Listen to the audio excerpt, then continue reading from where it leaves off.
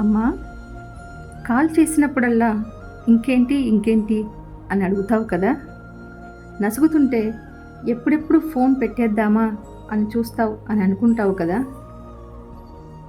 నిజానికి చెప్పటానికి చాలానే ఉంటాయమ్మా, కానీ చెప్పాలన్న మనసే ఉండదు. తెలుసా, నీ ఫోన్ రింగ్ వినగానే అమ్మా అమ్మా తెలుసా ఈరోజు ఏమైందో అని అన్నీ చెప్పేయాలనిపిస్తుంది.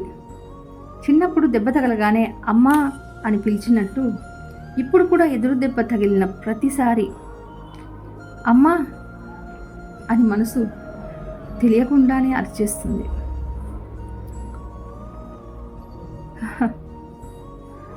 స్కూల్ బ్యాగ్ బరువయ్యి గాయమైన భుజాన్ని చూపించినంత చొరవగా బాధ్యతల బరువు గాయపడుతున్న మనసుని చూపించలేకపోతున్నా.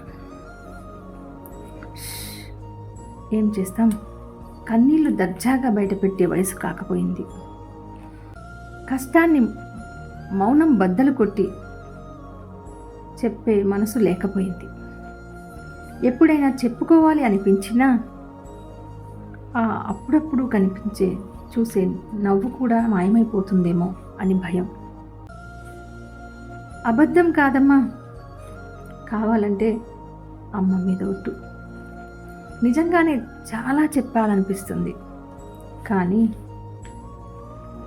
నువ్వు నన్ను మోసుకుంటూ తిరిగే వయసు నుండి నేను నిన్ను చూసుకుంటూ ఎదగాల్సిన వయసు వచ్చింది. ఎలా చెప్పు?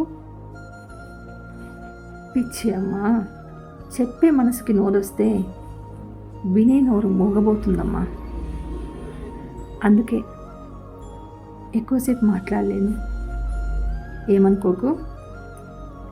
సారీ. ఇట్లు నీ ప్రాణం.